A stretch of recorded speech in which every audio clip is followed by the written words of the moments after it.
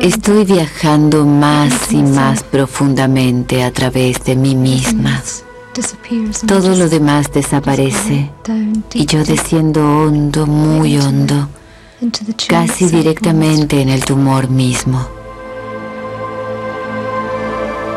La oscuridad de ese lugar, con ese monstruo grotesco al que casi puedo oler, es horrible. Una puerta se abre y aparece una luz blanca y maravillosa. La luz brilla, la oscuridad disminuye gradualmente, y mientras la luz va en aumento, el tumor va desapareciendo. Christine tiene cáncer de mama. Utiliza la imaginación como parte del tratamiento para luchar contra su enfermedad. Hay algunos cirujanos que creen que se trata de un área interesante, pero muchos piensan que no tiene nada que ver con el tratamiento de enfermedades malignas. Esto podría llegar a convertirse en el centro de un intenso debate. Mente sana en cuerpo sano.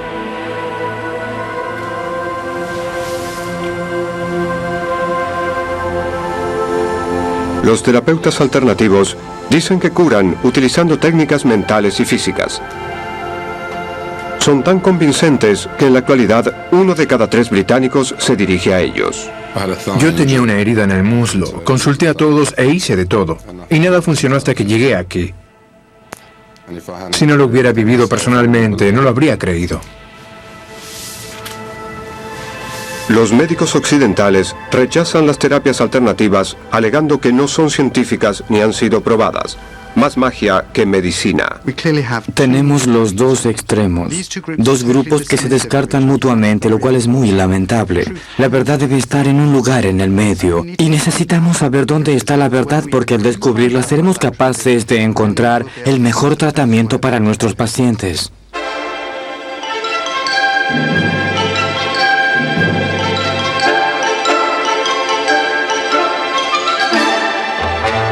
El problema para los científicos es que la medicina moderna depende de experimentos verificables y repetibles. Los científicos exigieron pruebas de la existencia de un vínculo entre la mente y el cuerpo. Con el transcurso de los años, cuanto más aprendían los investigadores acerca de la manera en que el cuerpo se defendía contra las enfermedades, más se convencieron de que éste funcionaba separado de la mente. Cada nuevo descubrimiento sobre nuestro complejo sistema inmunológico confirmaba esta separación. A través del microscopio, ahora se podía ver cómo los glóbulos blancos o linfocitos del sistema inmunológico reconocían y atacaban bacterias y virus. Era posible hacer funcionar eficientemente el sistema inmunológico en un plato de vidrio o un tubo de ensayo sin la presencia del paciente o de la mente. Los científicos consideraron esto como una prueba absoluta de que la mente no se involucraba en la lucha contra la enfermedad. Lo extraño es que damos por sentado en muchos aspectos que la mente puede afectar al cuerpo. Sabemos que sudamos al asustarnos, nuestro corazón palpita, nos sentimos ansiosos, lo sabemos. Sabemos que en situaciones eróticas suceden muchas cosas, incluyendo la erección en el hombre. Cariño, tú eres mi chica. Esto refleja la forma en que la mente actúa sobre el cuerpo. La cuestión es, ¿puede la mente afectar el sistema inmunológico? ¿Puede afectar el modo en que combatimos la enfermedad? ¿Es posible que el funcionamiento de la mente afecte nuestra reacción a las enfermedades? ¿Puede ayudarnos a combatirlas o hacernos vulnerables a ellas?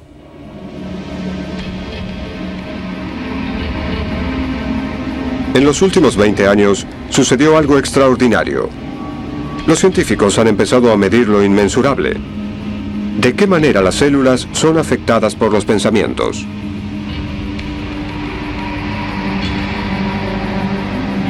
Nuevos descubrimientos han desafiado la idea convencional de que la mente no participa de las defensas del cuerpo.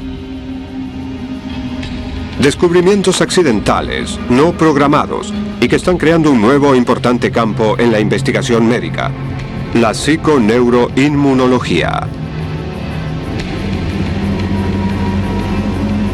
Bob Hader es un revolucionario poco común. Nunca pretendió dar un vuelco a la ciencia. Solo quiso verificar su experimento. Estaba realizando un experimento clásico de condicionamiento pavloviano en ratas. Y el estudio produjo algunos resultados enigmáticos que me hicieron reflexionar mucho. Salí de aquí pensando en estos resultados y en cómo podría explicarlos. Hace 80 años, Iván Pavlov, el famoso científico ruso, mostró que podía enseñar a los perros a asociar una luz con una fuente de comida. Luego de haber condicionado a los perros, Pavlov encendía la luz sin traer la comida, pero sin embargo, los perros salivaban.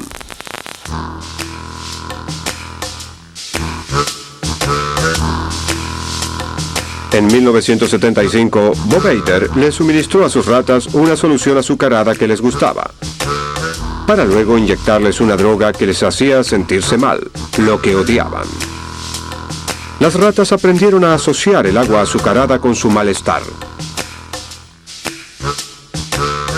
Pero ocurrió algo inesperado.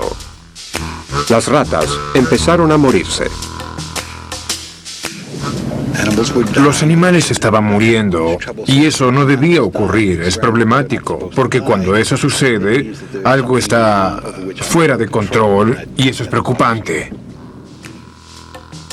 Hader se dio cuenta que la droga utilizada para enfermar a las ratas producía un efecto colateral, la destrucción de su sistema inmunológico. Llegó a una conclusión simple. Mientras los condicionaba para que rechazaran el agua azucarada, al mismo tiempo les estaba provocando la destrucción del sistema inmunológico, haciéndolos más susceptibles a los gérmenes, virus o a cualquier otra cosa que pasara por el laboratorio. La teoría de Hader implica que, de alguna manera, las mentes de las ratas estaban afectando sus propios sistemas inmunológicos. Este razonamiento tenía mucho sentido. Lamentablemente también desafiaba décadas de tradición médica y evidencias de laboratorio. Decidió pedir la opinión de un especialista en sistemas inmunológicos más receptivo. Recuerdo muy bien cuando Bob entró en mi oficina y me presentó este enigma. Había realizado un experimento en el que las ratas murieron y pensaba que su muerte podría deberse a un factor inmunológico. Y como soy un especialista en el tema, creyó que sería bueno hablar conmigo al respecto. Como especialista sabía que el sistema inmunológico era capaz de actuar en un recipiente de cultivo de vidrio fuera del cuerpo.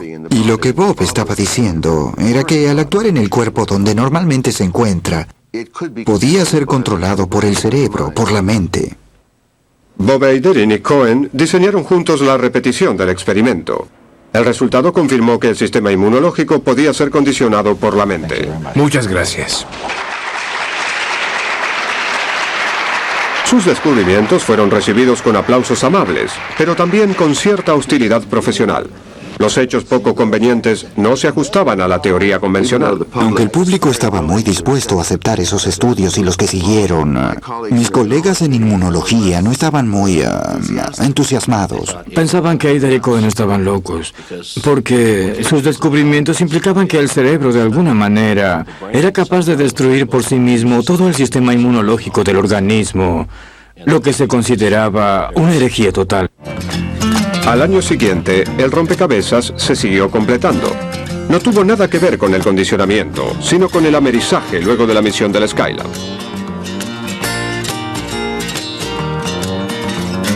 Se tomaron muestras de sangre de los astronautas a su regreso del espacio y se descubrió que su sistema inmunológico se había debilitado significativamente. La teoría tentativa fue que esto se debía al estrés psicológico provocado por un viaje de 3 meses.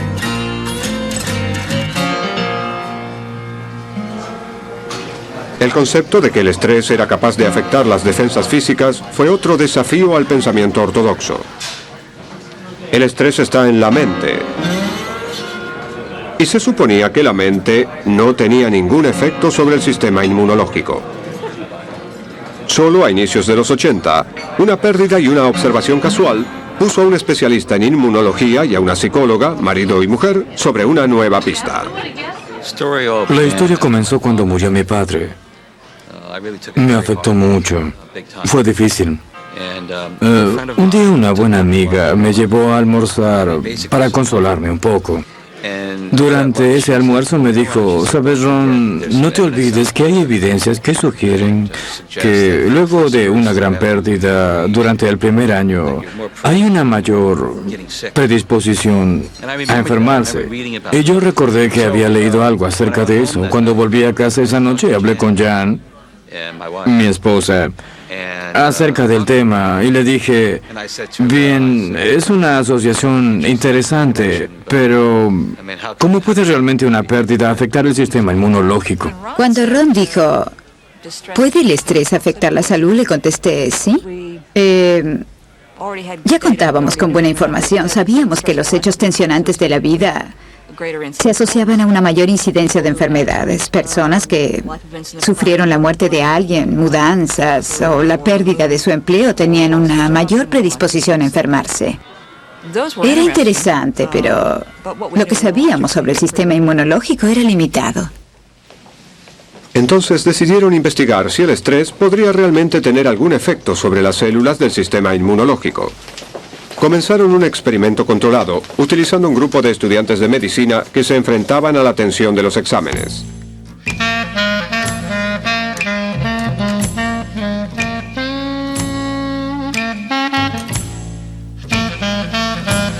Les extrajeron muestras de sangre y observaron la actividad de los glóbulos blancos, las células clave de la defensa del cuerpo contra las enfermedades.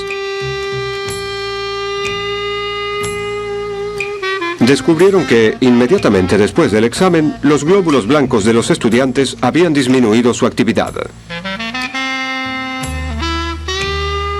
Cuando los resultados demostraron que el estrés académico afectaba las respuestas inmunológicas, en un principio no creía esa información. Durante mucho tiempo la gente pensaba que la Tierra era plana. Y si uno decía que era redonda, le contestaban, usted está loco. Era algo parecido.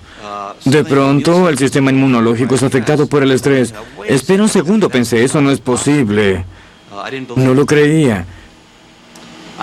Volví a observar las platinas por segunda vez para asegurarme de que eran correctas.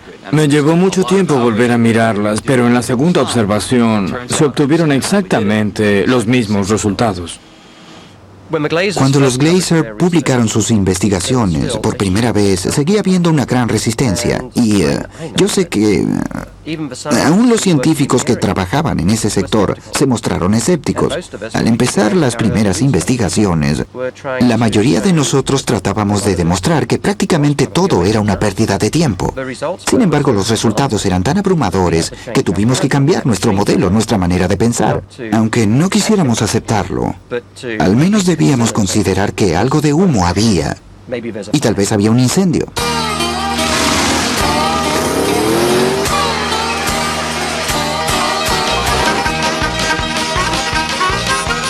Bien, en realidad fue una buena época. Todos comenzaron a subirse al tren, era muy emocionante. Todos comenzaron a fascinarse por los efectos del estrés sobre el sistema inmunológico. Durante ese periodo se hicieron toda clase de estudios. Yo estaba involucrado en uno relacionado con el paracaidismo. Otros observaban el bungee jumping. Uno de los más graciosos fue realizado con 20 noruegos que fueron lanzados al mar en un bote salvavidas para ver qué ocurría con sus hormonas de estrés y su sistema inmunológico.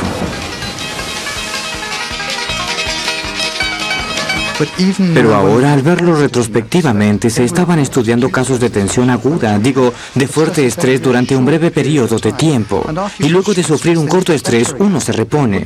Así no era posible descubrir los efectos a largo plazo en el sistema inmunológico. Realmente hubiera sido más importante e interesante observar el estrés sostenido durante un tiempo prolongado, una tensión crónica, continua, día tras día, semana tras semana. Ese estudio hubiera sido mucho más interesante. Por Dios, di algo. Actúas como si hubieras cometido un crimen. En 1998, Ron y Jan Glaser empezaron a estudiar el estrés mental prolongado. A ese equipo de marido y mujer, el matrimonio les pareció el campo ideal. ¿Y qué? No me gusta. ¡No me grites! Gritaré lo que quiera. Pero no a mí.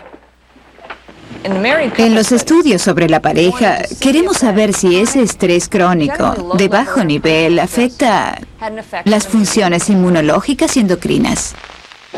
¿Acaso no tienes otro lugar mejor para tender tu ropa mojada que ese baño tan pequeño? Estoy harto de vivir en una lavandería. Los trajimos al laboratorio. Les pusimos un catéter en el brazo a cada uno para poder extraerles sangre durante el tiempo que estuvieran en el laboratorio. Y les pedimos que resolvieran un tema conflictivo, cosas como suegros, finanzas o hijos. Lo lamento mucho por ti. Consigue un departamento decente donde pueda poner un secador. ¿Dónde quieres que tienda la ropa? ¿En la biblioteca? En parejas con mayor conflicto o disputas más desagradables que describían su matrimonio como pobre, también hallamos un sistema inmunológico pobre. Y estas diferencias eran más evidentes en las mujeres que en los hombres. ¡Desagradecido, mezquino, autoritario, engreído! El sistema inmunológico de las mujeres se debilitaba más significativamente y durante más tiempo que el de sus maridos.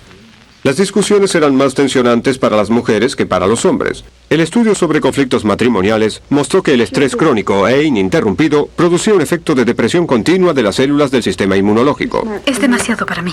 La siguiente gran pregunta era, ¿cómo ocurría esto?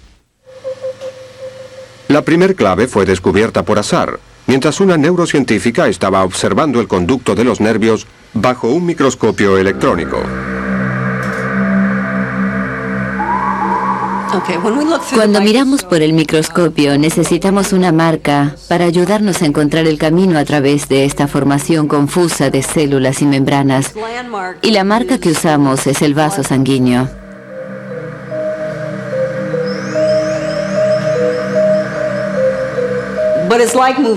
Pero es como moverse por un paisaje buscando objetos ocultos y cosas nuevas, cosas que no hemos visto antes.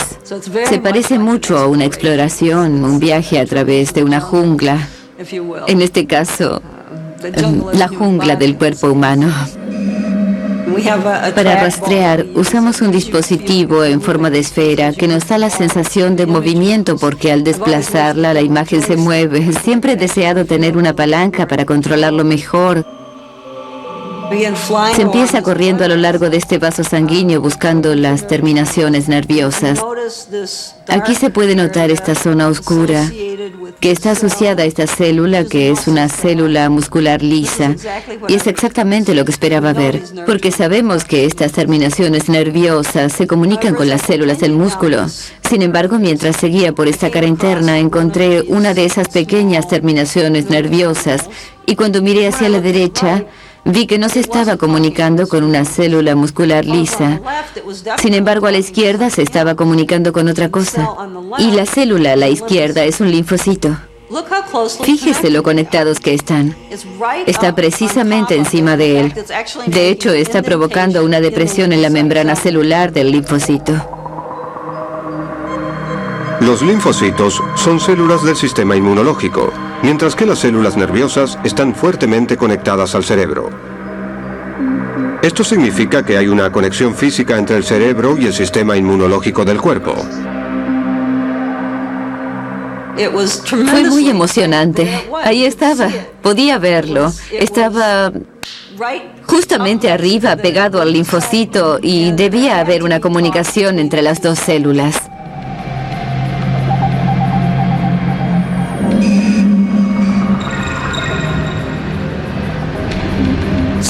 Mi primera reacción fue levantarme y salir corriendo al pasillo para llamar a las demás personas del grupo para que todos viniesen a observar esto. Habíamos encontrado una conexión directa por primera vez entre estos dos sistemas. En un principio, el trabajo fue observado con incredulidad, porque a la gente le llevó un tiempo creer que las terminaciones nerviosas realmente pasaban directamente por las células del sistema inmunológico. Era difícil romper con la mentalidad existente. Nadie podía negar que el cerebro aparece fuertemente conectado a los linfocitos del sistema inmunológico a través de los conductos nerviosos. Pero no había evidencia de que esta conexión fuese realmente capaz de cambiar la conducta de los linfocitos.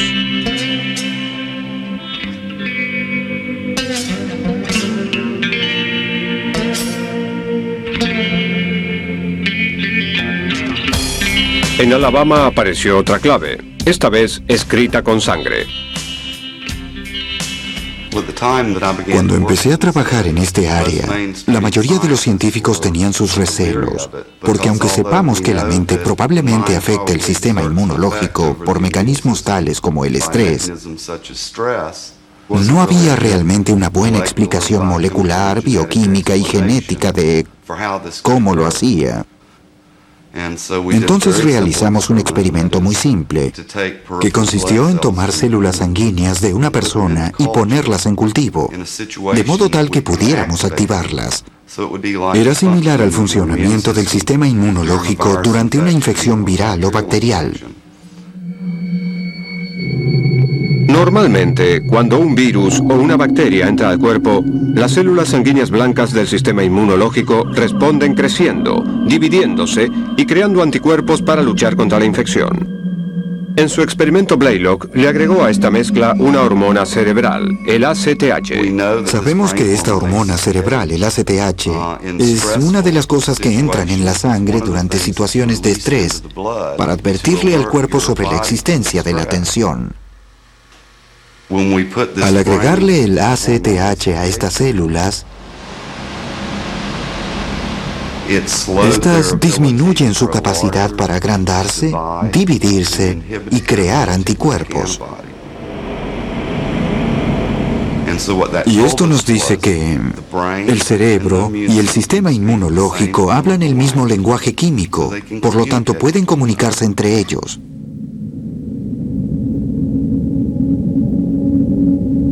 Aquí tenemos otra forma en que el cerebro puede comunicarse directamente para disminuir la reacción inmunológica.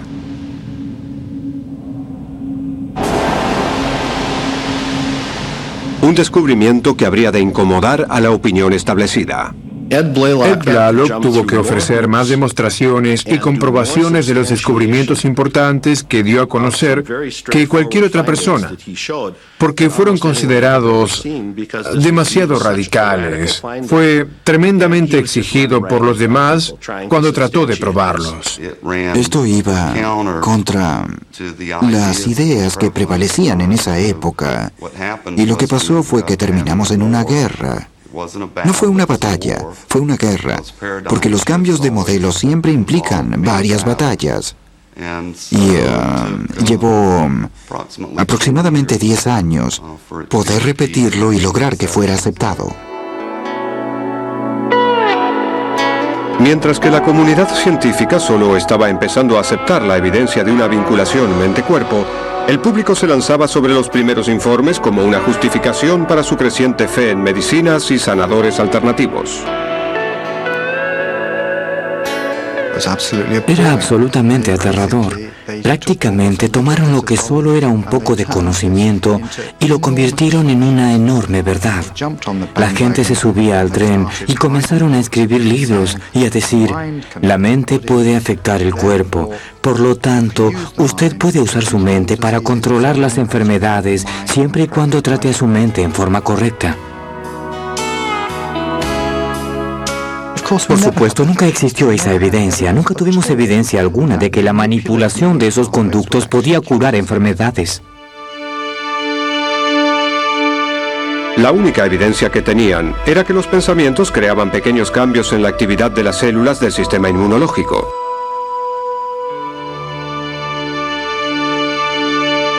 Los científicos podían monitorear un linfocito atacando una célula infectada.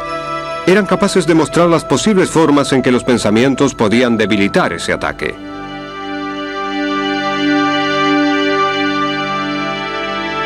Pero no había evidencia de que esos cambios diminutos tuvieran algún efecto en la enorme complejidad de todo nuestro sistema inmunológico y en su capacidad para combatir enfermedades. Hasta entonces no había ningún estudio convincente que demostrara que los pensamientos y sentimientos eran capaces de producir cambios lo suficientemente importantes como para afectar nuestra salud.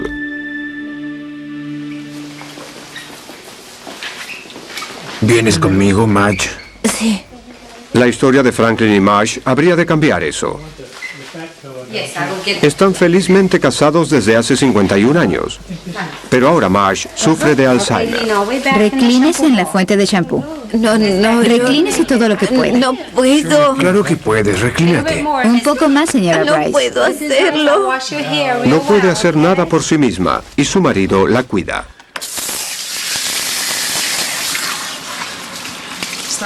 Un poco más atrás, por favor, señora Bryce. No haga eso.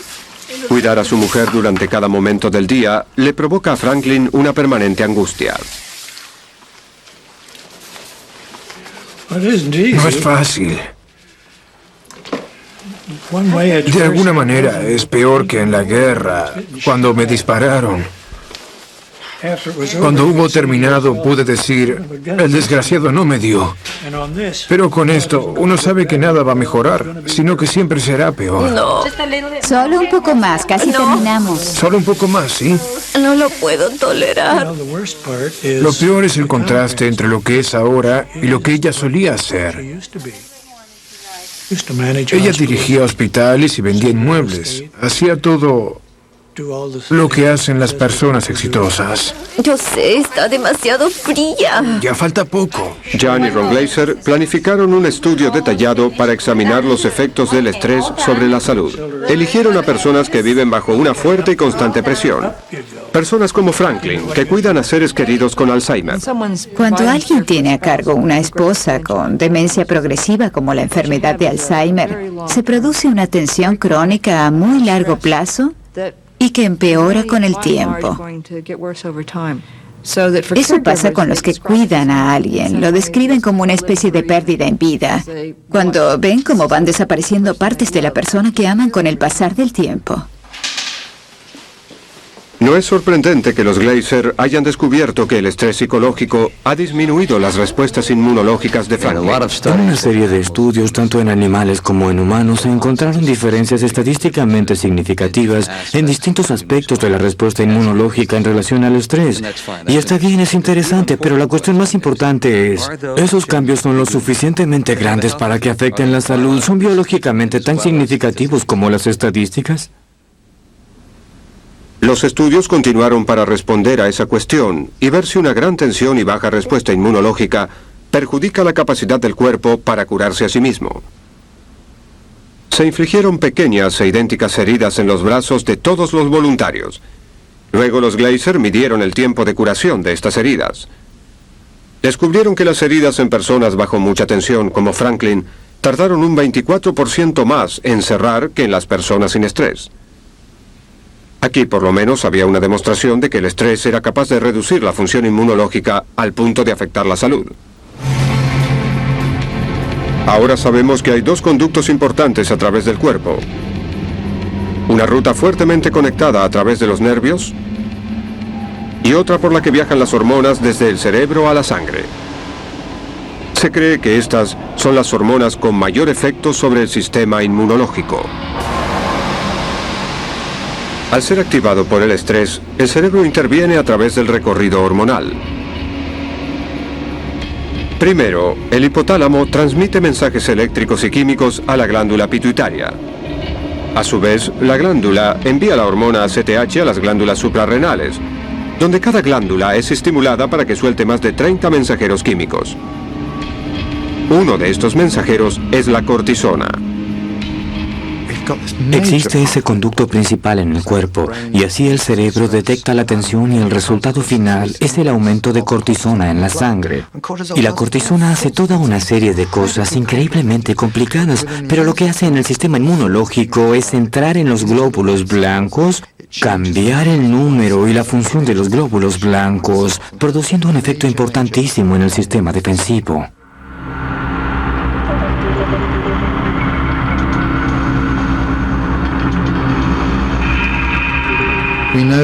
Por estudios realizados en animales, sabemos que una alteración de la cantidad de cortisona puede hacer que un animal totalmente resistente a la artritis contraiga artritis. Y sabemos que la cortisona puede afectar profundamente la disposición a contraer enfermedades importantes. Los científicos han demostrado que la mente es capaz de debilitar el sistema inmunológico. Pero, ¿podemos controlar este efecto cuando lo necesitamos? ¿Sabemos controlar ese poder?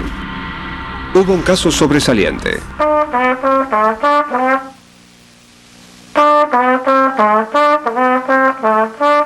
Marit Fliss tenía lupus, una enfermedad en la que el sistema inmunológico está sobreactivado. Sus anticuerpos se volvieron en su contra, atacando sus propios tejidos y órganos.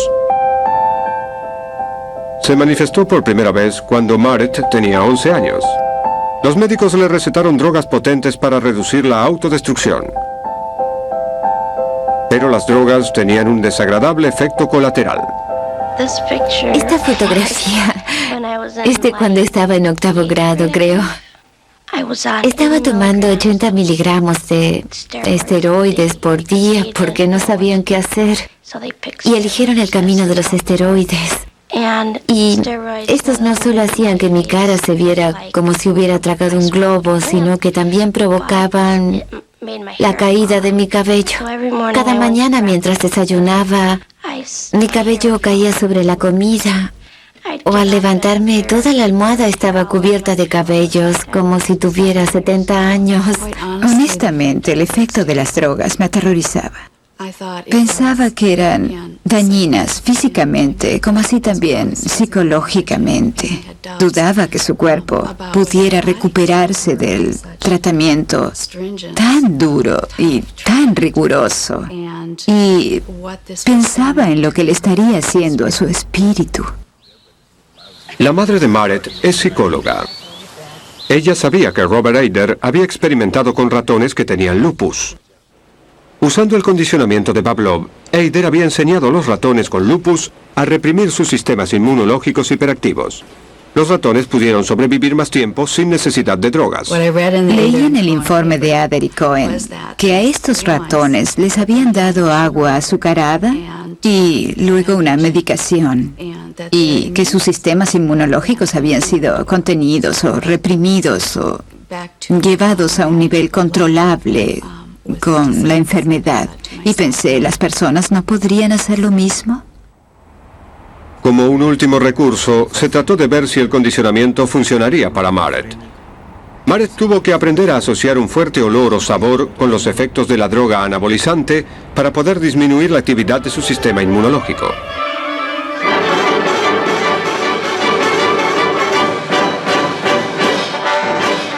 El condicionamiento pareció funcionar. Muy pronto, gracias al sabor o al olor, pudo reducir la dosis de drogas a la mitad. El condicionamiento inmunológico produjo un gran impacto en un momento terrible y aterrador cuando no solo Marit, sino toda la familia se sentía impotente. Ella pudo empezar a hacerse cargo de su parte del tratamiento y nosotros pudimos participar de él.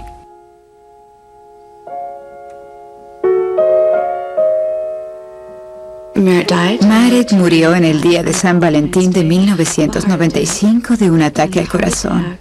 Y este ataque se produjo debido a una gran obstrucción de sus arterias, provocado por el efecto colateral de la medicación que estábamos tratando de suprimir. Al mirar hacia atrás, siento que fue realmente un paso enorme en la dirección correcta. También pienso que ella hubiera afirmado que pudo vivir posiblemente 10 años más de lo que nosotros esperábamos que viviera.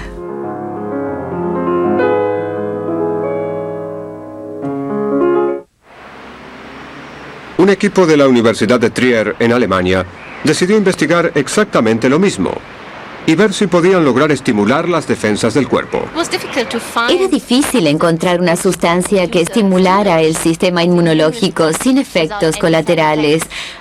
Habíamos estado buscando durante mucho tiempo y de pronto nos dimos cuenta que la adrenalina produce un aumento en la actividad de células naturalmente destructivas. Así que ahí estaba.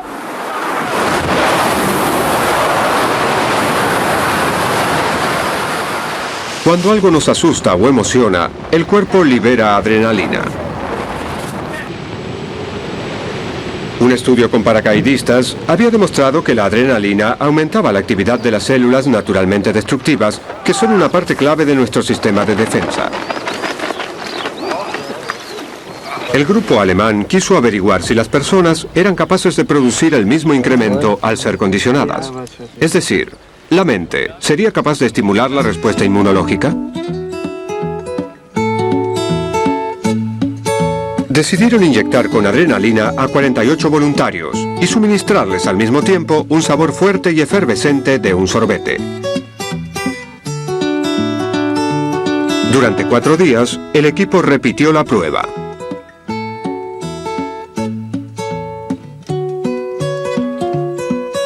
En el 5.º día, sin que el voluntario lo supiera, reemplazaron la adrenalina con una solución neutra. Esta vez no había adrenalina para aumentar la respuesta inmunológica. El sabor familiar del sorbete ¿sería capaz de producir un incremento en la actividad de las serviciales células destructivas? Tomamos muestras de sangre de los sujetos, como puede ver aquí. Espera un momento. Así puede observarlo bien. Hay que ser cuidadosos. Entonces, aquí puede ver la muestra que tomamos antes del sorbete. Y esta que fue tomada después. Lo que se ve aquí es una línea de base. Esta es la cantidad normal de células. Aquí se ven los glóbulos rojos de la sangre y aquí los glóbulos blancos, las células inmunológicas. Y si se comparan las bandas, notará que esta es casi 2 veces mayor que la otra. Esto significa que la mente aprendió a responder y produjo un incremento en la actividad de las células destructivas. Aumentó la respuesta.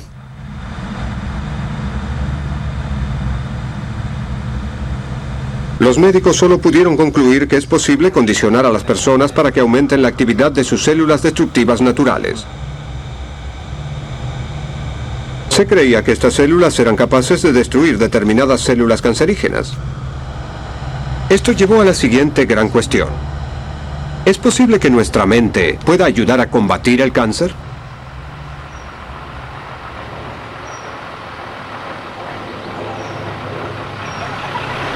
Hace 3 años, le dijeron a Christine Mihi que tenía cáncer de pecho. Y subí hasta la cima de ese árbol.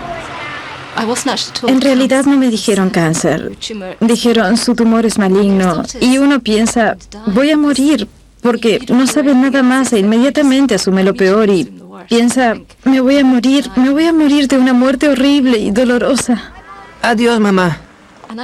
Tengo 3 hijos pequeños y lo único que podía pensar era, mis hijos, ellos me necesitan. Son demasiado jóvenes para estar sin su madre. Luego, cuando uno logra reponerse, piensa muy bien, ¿y ahora cómo sigue? Y entonces le dicen cuál será su tratamiento y el mío fue la quimioterapia.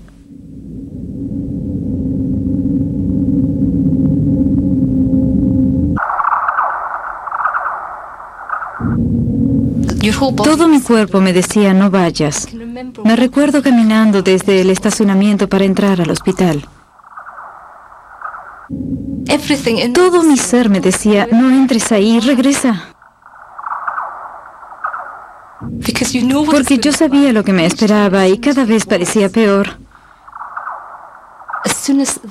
Apenas inyectaban eso en mi sistema, sentía cómo bajaba por mi garganta, directamente hasta la zona de la ingle, el más horrible sabor metálico que aún siento en mi garganta mientras estoy hablando con usted. Puedo sentir cómo se seca mi garganta, era seco, seco y metálico.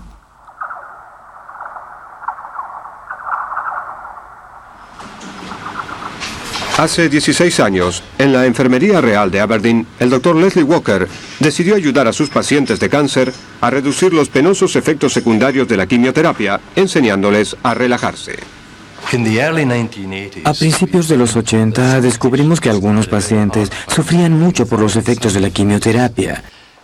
Desarrollamos un tratamiento que consistía en entrenar al paciente en métodos especiales de relajación y nos maravillamos al descubrir que habíamos logrado exitosamente reducir la cantidad de náuseas y vómitos que sufrían los pacientes. La terapia de relajación no era extraordinaria en sí misma. Pero 5 años después, se toparon con un misterio oculto en los registros del hospital. Los pacientes que habían utilizado las técnicas de relajación habían sobrevivido por más tiempo. Estábamos asombrados con estos resultados y nos incomodaron mucho. De hecho, postergamos su publicación por varios años porque pensábamos que debía haber algún error en los análisis. Pero volvimos a revisar los datos y todos eran correctos. Una vez más, los médicos fueron forzados a una conclusión inesperada. El solo hecho de relajarse parecía ayudar a los pacientes a vivir más tiempo, si bien no los curaba realmente. El Dr. Walker temía que se tratara de resultados casuales. Decidió realizar otra prueba. Bien, Leslie, observe este gran tumor. Una zona densa con bordes irregulares y espigados. En contraste, al mirar estas mamografías tomadas después de la quimioterapia, vemos que el tumor ha desaparecido por completo. El Dr. Walker, un psicólogo, se unió al profesor Eremin, un cirujano, para investigar si la relajación y la imaginación podían ayudar a evitar que las células del cáncer de mama se extendieran después de la extirpación del tumor por medio de un tratamiento convencional de cirugía y quimioterapia. Conozco muy bien las limitaciones de la cirugía cuando la enfermedad está avanzada. A pesar de los demás tratamientos como la radioterapia y la quimioterapia, sabemos que algunos pacientes mueren porque la enfermedad se ha extendido a otras partes. Por eso estamos interesados en explorar otros caminos y en particular estamos muy interesados en la capacidad de las defensas del propio cuerpo para enfrentar la enfermedad. 96 mujeres participaron del ensayo. Todas habían seguido un tratamiento estándar para extirpar sus tumores, una quimioterapia seguida de cirugía y radioterapia. La mitad del grupo de mujeres también pasaban un tiempo cada día imaginando que su tumor cancerígeno estaba siendo atacado. Yo solía imaginar que mi tumor era un monstruo, como esos monstruos infantiles. Así lo veía. Y se estaba retorciendo. Estaba en una jaula y se retorcía tratando de salir de esa jaula. Eso era importante para mí porque mi mayor temor era que el tumor se extendiera. Por eso siempre era muy importante que el monstruo nunca pudiera salir de esa jaula.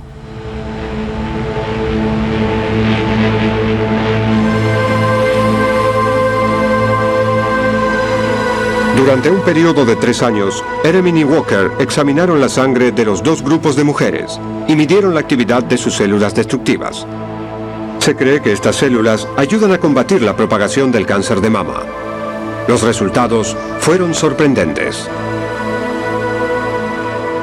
Descubrimos varias diferencias inmunológicas entre los 2 grupos. En las pacientes que habían practicado la relajación y la imaginación, encontramos que algunas de las células blancas que se consideran importantes para distinguir y destruir células cancerígenas habían aumentado. Estas 2 células naturalmente destructivas están atacando una célula cancerígena. El experimento del cáncer de mama aún no ha terminado. Pero hasta ahora parece indicar que las mujeres que practicaron la relajación y la imaginación profunda y constante poseen células naturalmente destructoras más activas. Esto no es la cura, pero en combinación con los tratamientos normales para el cáncer, podría significar que son capaces de ayudar a prevenir que el cáncer se siga extendiendo. Es difícil saber exactamente lo que significa, pero esto sugiere que podemos incrementar el número y el porcentaje de estas células en la circulación y que posiblemente tengan un efecto anticancerígeno.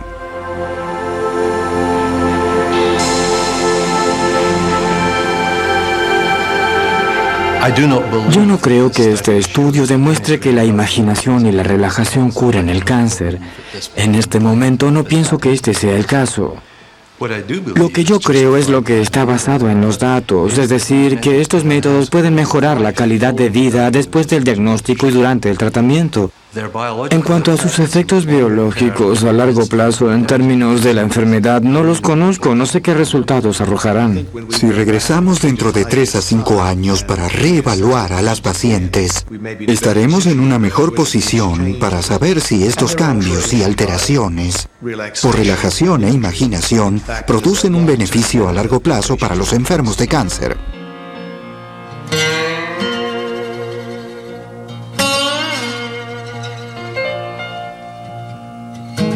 La psiconeuroinmunología, una ciencia que estudia los efectos de la mente sobre el sistema inmunológico, está logrando aceptación apenas ahora, 20 años después de que fuera introducida por primera vez.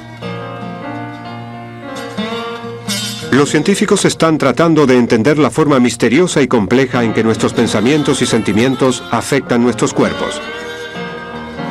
Sin embargo, están lejos de concluir que la mente sea capaz de curar la enfermedad. La prensa popular y algunos gurús de la New Age presentaron las cosas como si supiéramos todas las respuestas y pudiéramos convertir lo que observamos en el laboratorio en importantes resultados para la salud. Que la manera en que se piensa y actúa produciría grandes diferencias en la salud. No hemos llegado a ese punto.